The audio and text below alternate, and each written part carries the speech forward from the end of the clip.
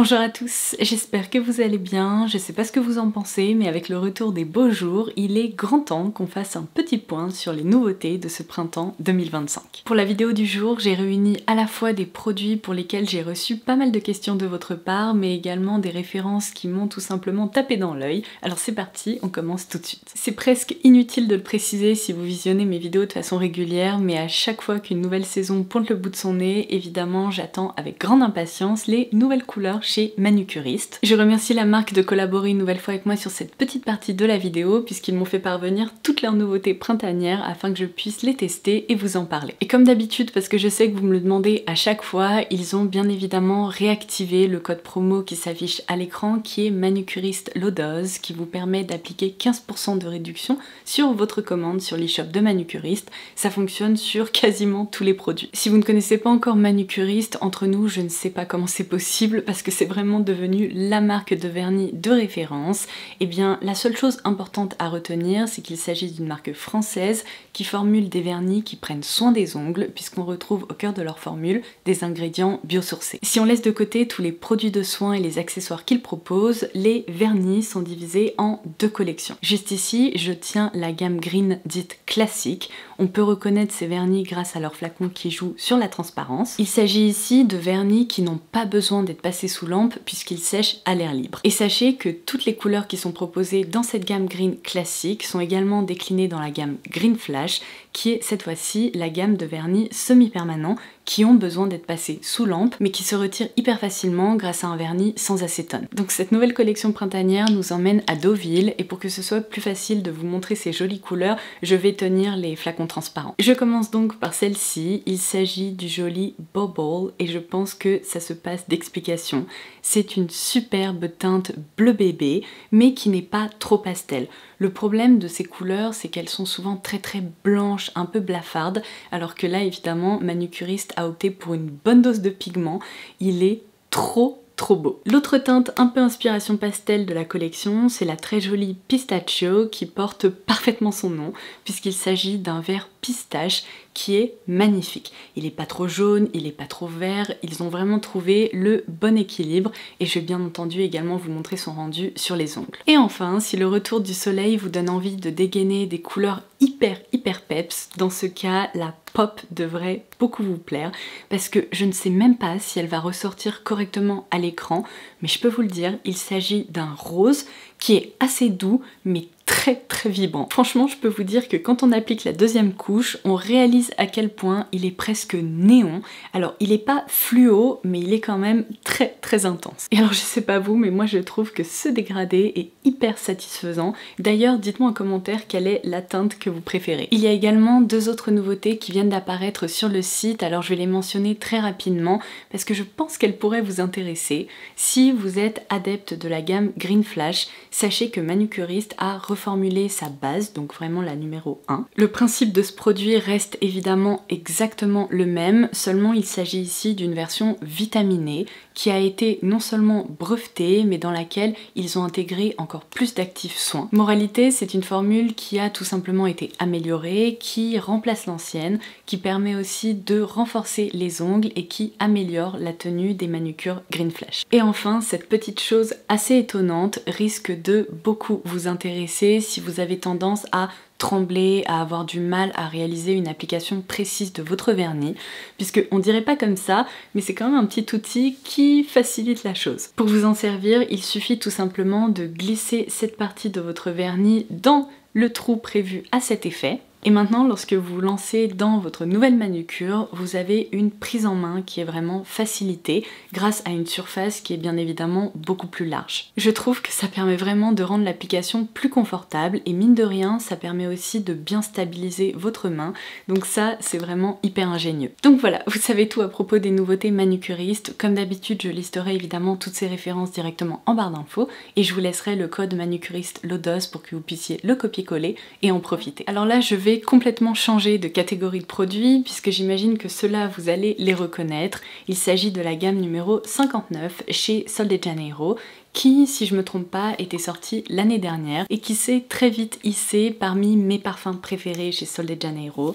J'adore leur beurre corporel qui est vraiment hyper compact, mais qui lorsqu'il se travaille sur la peau devient vraiment fondant, hyper enveloppant. Et c'est aussi le parfum que je trouve le plus réussi avec le numéro 40 que j'aime depuis des années.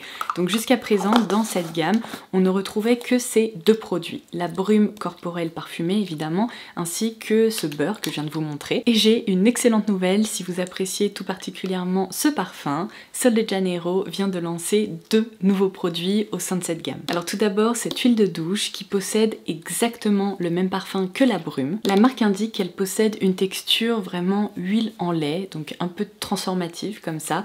Je dois dire que de ce côté-là, c'est tout à fait vrai, dans le sens où elle se répartit super facilement sous la douche et elle s'émulsionne un petit peu. C'est-à-dire que vous n'allez pas obtenir le même effet qu'avec un gel douche hyper moussant, qui fait des grosses bulles, etc. C'est vraiment une toute petite mousse un peu lactée qui reste très proche de votre peau. Mais l'avantage considérable par rapport à l'utilisation d'un gel douche classique, c'est que lorsque je sors de la douche, je ressens à quel point ma peau est mieux nourrie, elle est un petit peu plus rebondie. Il y a vraiment ce film un peu soyeux mais qui ne se sent pas vraiment en fait, qui est tout simplement confortable. Donc franchement je dois dire que j'adore m'en servir en ce moment et c'est un produit qui complète parfaitement cette routine parfumée. L'autre nouveauté c'est donc le déodorant de la même gamme. Alors là je dois dire que j'ai été un petit peu étonnée parce que lorsque j'ai commencé à m'en servir, j'ai conservé le petit bouchon de protection pour éviter que la texture ne sèche parce qu'en fait je me suis déjà servi du déodorant numéro 40 et j'ai constaté que au bout de quelques semaines en fait en jetant cette partie là il s'était un peu déshydraté quand même, donc je préfère le côté délicatement crémeux. Alors contrairement à ce fameux déo numéro 40 qui possède lui aussi exactement le même parfum que la brume de la même gamme, ici je trouve que le déodorant est bizarrement beaucoup plus caramélisé que les autres produits que je viens de vous montrer. J'ai l'impression que ouais, la vanille est un peu moins florale, elle devient plus gourmande et le caramel est omniprésent. Alors le déo en tant que tel, moi je le trouve efficace, c'est une formule que j'aime beaucoup, mais malheureusement niveau parfum, c'est pas vraiment une réussite pour moi. J'aurais préféré qu'il soit un peu plus réaliste et qu'il corresponde à celui des autres produits de la gamme. Mais bon, c'est pas grave, je continuerai plutôt du coup à me tourner vers le déo numéro 40 que je préfère. Et dans l'ensemble, je dois dire que c'est peut-être le produit de la gamme numéro 59 qui m'a un petit peu déçue. Si vous aviez visionné ma dernière vidéo Beauty News que je vous avais proposée il y a plusieurs semaines maintenant, eh bien j'imagine que vous allez reconnaître ces produits puisque je vous les avais annoncés. Il s'agit de la gamme Super Boost de chez Make Up For Ever. Alors au sein de cette nouvelle gamme, on retrouve à la fois un fluide teinté qui correspond un peu, alors comment est-ce qu'ils le décrivent? Eh bien ils nous disent tout simplement qu'il s'agit d'une crème teintée et on retrouve également des gloss qui possèdent une petite particularité. Alors je vais commencer par ce Skin Tint qui est celui que je porte aujourd'hui. Je dois dire que si comme moi vous avez une peau sèche à tendance déshydratée ou même une peau mature qui a tendance à marquer etc, c'est un produit qui pourrait potentiellement beaucoup vous plaire. Pour l'apprécier, il ne faut pas être à la recherche de grosses couvrances. On est ici sur une couvrance légère à moyenne, mais même moi qui n'ai que très rarement des imperfections et qui possède surtout des rougeurs un peu diffuses, eh bien je ressens le besoin de l'associer à un anti-cerne que je détourne un peu en tant que correcteur, mais ce combo là fonctionne très bien. Vous allez évidemment voir à l'écran une séquence d'application du produit. Je dois dire qu'il se travaille facilement, le rendu est très joli parce qu'il est vraiment hydraté, les pigments ne se séparent pas, ils ne font pas de patch en cours de journée et donc sa tenue est franchement très bonne parce que le rendu en fin de journée est très satisfaisant, en tout cas intégré dans une routine teint un peu complète, donc avec un anti-cerne et poudré évidemment. Je sais que la marque a reçu pas mal de commentaires concernant ce packaging qui est entre nous assez étonnant, c'est-à-dire que vous avez ici un petit bouchon donc qui se visse et se dévisse, mais je pense que vous l'avez remarqué, pour faire sortir le produit, alors deux options, soit vous appuyez un peu comme ça sur ce tube qui est un peu mou, ou bien vous pouvez aussi appuyer sur cette partie un peu en accordéon comme ça. Alors moi je dois dire que ça me dérange pas, je trouve qu'au contraire c'est assez léger, c'est un produit qu'on peut vraiment trimballer facilement avec soi, et en plus le fait que le packaging soit aussi flexible, et eh bien j'ai l'impression que ça va être très pratique lorsque on arrivera à la fin du produit pour vraiment faire sortir les dernières gouttes. Donc franchement, il a réussi à me séduire. Alors par contre, c'est pas devenu mon nouveau skin tint préféré parce que sincèrement, rien ni personne ne pourra remplacer mon skin tint de chez Wet n Wild. En tout cas, c'est un peu le sentiment que j'ai aujourd'hui. Je passe donc à ces gloss Super Boost qui possèdent la particularité d'être également repulpants. Alors ce que j'adore, c'est que contrairement à de nombreux produits repulpants qui sont soit très mentholés, soit très brûlants et qui créent une inflammation terrible sur la bouche, ceux-là sont tout simplement rafraîchissants en fait. Lorsqu'on les applique, on sent un petit côté frais mais qui ne pique pas, qui ne brûle pas, qui ne chatouille même pas. Leur texture est assez fine et malgré ça, elle est bien enrobante. Je trouve que les pigments en fait se diffusent très facilement. Il possède cet embout qui est très étonnant, mais plus je m'en sers et plus je l'apprécie parce que je trouve qu'il permet d'être très précise. Généralement en fait j'applique la matière comme ça directement sur la bouche et je me sers de ce petit embout là comme ça pour soit bien marquer l'arc de Cupidon ou bien faire des petites retouches comme ceci au niveau des contours de la bouche. Niveau parfum, c'est très léger. Je dirais qu'il s'agit ici d'un parfum délicatement poudré. Alors leur petite particularité que j'ai mentionné un petit peu plus tôt, c'est qu'au sein de cette gamme, on retrouve la déclinaison de certaines teintes des crayons Artist Color qui sont à ce stade devenus complètement iconiques et qui ont fait le buzz. Donc du coup, je vais vous montrer à l'écran certains de ces combos. Je commence par la teinte Wherever Walnut qui est vraiment ma préférée. Je trouve que c'est un nude un tout petit peu rosé qui est hyper facile à porter au quotidien et c'est exactement le duo pour lequel j'ai opté aujourd'hui. Donc j'ai tout simplement un peu tracé le contour de mes lèvres grâce au crayon et ensuite j'ai ajouté une touche de gloss. Comme je vous le disais, la texture est assez fine mais gardez en tête que ce sont quand même des gloss, donc si vous détestez sentir de la matière sur vos lèvres, bon bah ceux-là ne seront pas faits pour vous parce que même si ils ne colle pas vraiment, et bien c'est une texture qui se sent en fait. Ensuite je vais vous montrer ce duo qui est donc le Anywhere Caffeine qui est très joli aussi. Alors celui-ci sera plus adapté aux peaux plus foncées que la mienne parce que je dois dire que ce crayon j'ai plutôt tendance à m'en servir en tant que crayon pour les yeux plutôt que pour les lèvres parce qu'il est quand même très foncé pour moi. En revanche, gardez en tête que même si vous avez la peau très claire, vous pouvez tout à fait vous servir du gloss qui est d'ailleurs je pense mon préféré dans toute la collection. Il est magnifique, c'est la teinte donc Limitless Brown. Je sais pas si vous allez pouvoir voir ça, mais contrairement à ceux que je viens de vous montrer qui ont un fini un peu crémeux, assez classique de gloss, ici il est vraiment scintillant et il y a plein de reflets à l'intérieur. Donc évidemment là je vous montre des duos de couleurs mais rien vous empêche d'opter pour un crayon contour des lèvres qui vous convient beaucoup plus et ensuite appliquer cette teinte-ci. Et enfin je termine par ce dernier duo autour de la teinte Boundless Berry qui n'est pas vraiment une teinte berry, un peu fruit des bois selon moi, c'est plutôt un très joli rose un peu soutenu. Et ça mérite aussi d'être souligné, dans cette gamme vous retrouverez une teinte parfaitement transparente qui est évidemment hyper pratique, soit pour être portée seule, soit par-dessus d'autres produits à lèvres, mais elle possède vraiment un rendu effet miroir qui est magnifique. Et hier je portais cette teinte qui est la Fairy Glimmer. Alors elle peut être assez inquiétante comme ça quand on la regarde parce qu'on dirait que la base est un peu jaune, mais en fait sa base est presque complètement transparente. En revanche, il y a plein de reflets roses très scintillants à l'intérieur. Donc je suis contente parce que lorsque j'avais découvert ces nouveautés, j'avais eu un bon pressentiment et c'est vrai qu'elles sont très réussies. Alors ensuite je voulais absolument vous parler de la nouvelle édition limitée qui est proposée par Look Fantastic parce que je sais à quel point ces coffrets bon plan vous plaisent. Donc il s'agit ici du Beauty Egg 2025. Ça fait maintenant quelques années que Look Fantastic nous propose ces coffrets.